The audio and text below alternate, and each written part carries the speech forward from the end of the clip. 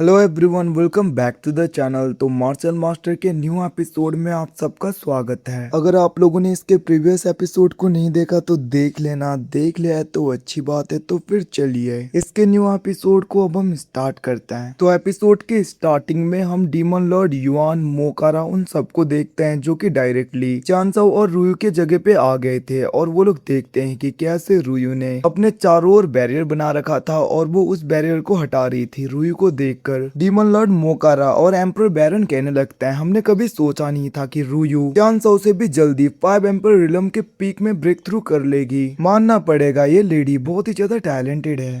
अब वो लोग ये सब कुछ कह रहे थे, दूसरी तरफ हम चांसाओ को देखते हैं जहाँ पे उसके ऊपर ट्रेवलेशन हो रहा था और चांसाओ उस थंडर एनर्जी को रोकने की कोशिश कर रहा था, जिसको देखकर एम्पर बैरन कहने लगता है, सच में मानना पड़ेगा यंग मास्टर चांसाओ का ट्रेवलेशन हम सबसे अलग होता है। जिसको सुन के हम देखते हैं वहाँ पे डीमन लॉर्ड युआन भी कहने लगता है, तुमने ठीक कहा, दूसरे लोगों से अलग होता है मास्टर चांसाओ का ट्रेवलेशन। अब उनकी ऐसी बातें सुन के दूसरी तरफ वो डीमन लॉर्ड बिल्ला कहने लगता है, ऑफ कोर्स ये वर्ल्ड डिस्ट्रॉइंग ट्राइबुलेशन है। जिसको सुन के डीमन लॉर्ड युआन कहने लगता है, सीनियर आखिरकार वर्ल्ड डिस्ट्रॉइंग ट्राइबुलेशन, इसका क्या मतलब होता है? जिसको सुन के डीमन लॉर्ड वो काला बिल्ला कहने लगा था, तुम्हें बहुत ही जल्दी पता चल जाएगा।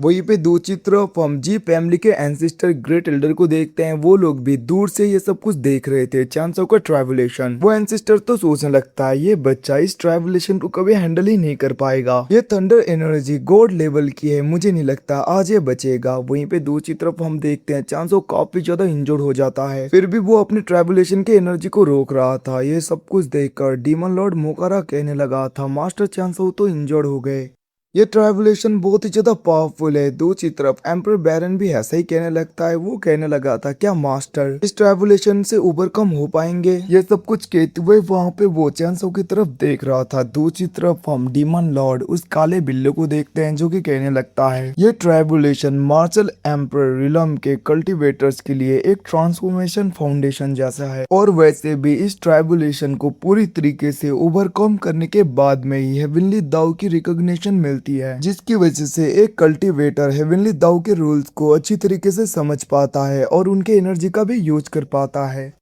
इवन कि अगर कोई कल्टीवेटर जिसका मन मैला हो और वो बुरे सोच वाला हो, अगर वो इस टाइप के ट्राइबुलेशन को टच भी कर ले तो हेवनली विल उसे उसी वक्त पूरी तरीके से डिस्ट्रॉय कर देती है। तो इनको यहाँ पे डिस्ट्रक्शन ट्राइबुलेशन बुलाया जाता है। इस दुनिया में ऐसे ट्राइबुलेशन बस बहुत ही कम लोगों के ऊपर देखने को मिलता है, और जिनके ऊपर ये देखने को मिलता है ये बहुत ही ज्यादा हार्ड होता है दूसरे ट्राइबुलेशन के मुकाबले में। और अगर किसी कल्टीवेटर ने इसे पूरी तरीके से ओवरकम कर लिया तो उसकी स्ट्रेंथ ऑर्डिनरी कल्टीवेटर से काफी ज्यादा बढ़ जाती है, और इवन की कोई भी अब यहाँ पे चांसाओ की हेल्प नहीं कर सकता, बस चांसाओ ही इस ट्राइबुलेशन को पूरी तरीके से ओवरकम कर सकता है। अगर वो ऐसा नहीं कर पाएगा तो उसे कोई नहीं बचा पाएगा। वहीं पे दूसरी तरफ हम चांसाओ को देखते हैं जो कि बहुत ही ज्यादा मुश्किल से इस ट्राइबुलेशन को रोक रहा था। वहीं पे दूसरी तरफ हम जी फैमिली के एंसेस्टर को देखते हैं जो कि बहुत ज्यादा खुश होने लगता है, और वो कहने लगता है, आज तक कोई भी वर्ल्ड डिस्ट्रॉइंग ट्राइबुलेशन को सह नहीं पाया है, मैं भी देखता हूँ आखिरकार तुम इससे कैसे बचते हो। वर्ल्ड डिस्ट्रॉइंग ट्राइबुलेशन बहुत ही ज्यादा रियर माना जाता है, बहुत ज्यादा कम लोगों के ऊपर आता है ये, और आज तक जिन लोगों ने वर्ल्ड डिस्ट्रक्शन ट्राइबुलेशन को झेला है वो अभी तक जिंदा नहीं बचे।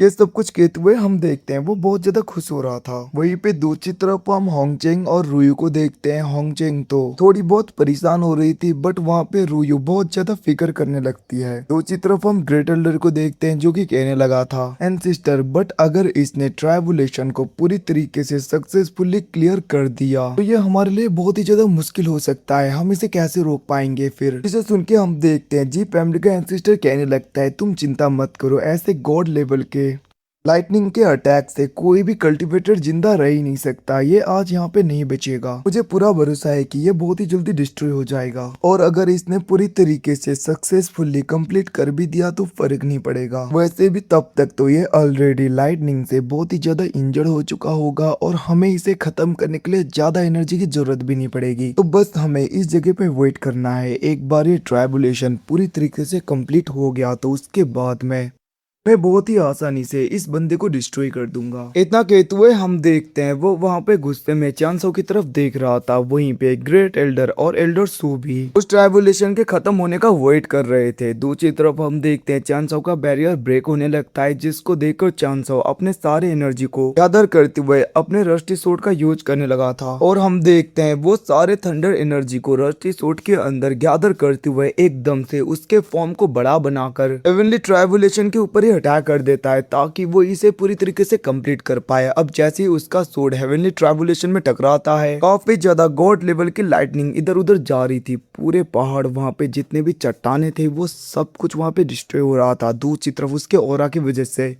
दूसरे लोग भी पीछे की तरफ होने लगते हैं, बट हम देखते हैं वो सब लोग अपने चारों ओर बैरियर बना रहे थे। इवन की रूयू और उसके आंट भी बैरियर बनाती हैं, ताकि ये लोग इस ट्राइबुलेशन के प्रेशर से बच पाएं। दूसरी तरफ हम चांसो को देखते हैं, जो कि उस थंडर ट्राइबुलेशन को पूरी तरीके से नलीफाई कर देता है, जिसकी वजह से उसका ट्राइबुलेशन खत्म हो गया था। अब ये देखकर रूयू सब लोग खुश हो जाते हैं। वहीं पे वो एंसिस्टर तो अटैक करने के लिए तैयार हो गया था, बट हम देखते हैं वो लोग कुछ टाइम के लिए खुश हो ही रहे थे, एकदम से आसमान पूरा नीला होने लगता है। मतलब कि इसका ट्राइबुलेशन अभी खत्म नहीं हुआ। उस जगह पे गॉड लाइटनिंग से बना हुआ एक ड्रैगन धीरे धीरे नीचे की तरफ आने लगा था, जिसके एनर्जी को देखकर सब लोग पूरी तरीके से शॉक होने लगते हैं। हम देखते हैं वहीं पे वो गॉड लेवल का ड्रैगन, जो कि थंडर एनर्जी से भरा हुआ था, वो धीरे धीरे नीचे आ रहा था और उसके ऊपर एकदम से हेवनली दाव से बना हुआ एक इंसान अपीयर होता है, जो कि पूरी तरीके से थंडर एनर्जी से भरा हुआ था, जिसे देखकर दूचित्रा वो बिल्ला डीमन लॉर्ड तो शॉक हो जाता है और वो कहने लगा था भला ऐसा कैसे हो गया, ये तो ट्राइबुलेशन में से सबसे ज्यादा खतरनाक और पावरफुल ट्राइबुलेशन है जो कि इस जगह पे अपीयर हुआ। इवन कि ये ड्रैगन सो हेवनली गॉड लेवल के थंडर से बना हुआ है और खुद यहाँ पे हेवनली दाऊ की विल अपीयर होगी। अब बहुत ही ज्यादा मुश्किल होगा, पता नहीं चांसो कैसे करेगा ये सब कुछ। वैसे ये अच्छा हुआ कि अभी हम फॉरबिडन एरिया में है, अगर ये बाहर होता तो पूरे कंटिनेंट में बहुत ही ज्यादा खतरनाक थंडर एनर्जी हो सकती थी। बट मैं अभी भी सोच रहा हूँ क्या यहाँ पे चांसो इससे बच पाएगा। दूसरी तरफ हम देखते हैं विनली दाऊ के विल से बना हुआ वो इंसान उस गॉड लेवल के ड्रैगन का यूज करते हुए डायरेक्टली चांसो के ऊपर अटैक कर देता है। बट हम देखते हैं चांसो उस थंडर ड्रैगन के थंडर अटैक से बच रहा था और वो अपने रस्टी सोर्ड का यूज करते हुए उसके अटैक को रोकने की कोशिश करता है। बट उस ड्रैगन का अटैक भी पावरफुल था, पर हम देखते हैं चांसो 2-3 स्ट्राइक करता है, जिसकी वजह से उस ड्रैगन को वो अटैक लग गया था। बट उसके बॉडी के अंदर से काफी ज्यादा थंडर एनर्जी निकलने लगी थी, जिनसे चांसो बचते हुए इधर उधर जा रहा था। और हम देखते हैं चांसो अपने स्वॉर्ड फॉर्मेशन का यूज करते हुए अटैक करने लगता है, बट उस थंडर ड्रैगन को कुछ भी नहीं हो रहा था। और हम देखते हैं थंडर ड्रैगन तो उल्टा उसके ऊपर अटैक करता है, जहाँ पे चांसो को मुश्किल हो रहा था उसे रोकने में। बट हम देखते हैं वो एकदम से उसके ऊपर अटैक करता है, बट उस ड्रैगन को कुछ भी नहीं होता, वो चांसो को निगलने वाला था। बट हम देखते हैं चांसो डीमन सप्रेसिंग कोडोन का यूज करते हुए उसके ऊपर अटैक कर देता है, जिसको देखकर दूसरी तरफ जी फैमिली का वो एंसेस्टर कहने लगा था ये तो डीमन रेस का डीमन सप्रेशन कोडोन है, आखिरकार इसके पास कैसे आया। बट हम देखते हैं दूसरी तरफ चांसो तो अपने रस्टी सोर्ड का यूज करते हुए उस ड्रैगन के ऊपर अटैक कर रहा था। हम देखते हैं चांसो एकदम से अपने रस्टी सोर्ड को पकड़ते हुए उस ड्रैगन के आंख पे वार कर देता है, बट उस ड्रैगन ने चांसो को पीछे कर दिया था। और गाइस इसी के साथ में एपिसोड खत्म। Thanks for watching, bye bye, see you again, मिलते हैं अगले एपिसोड में, तब तक ले टेक केयर।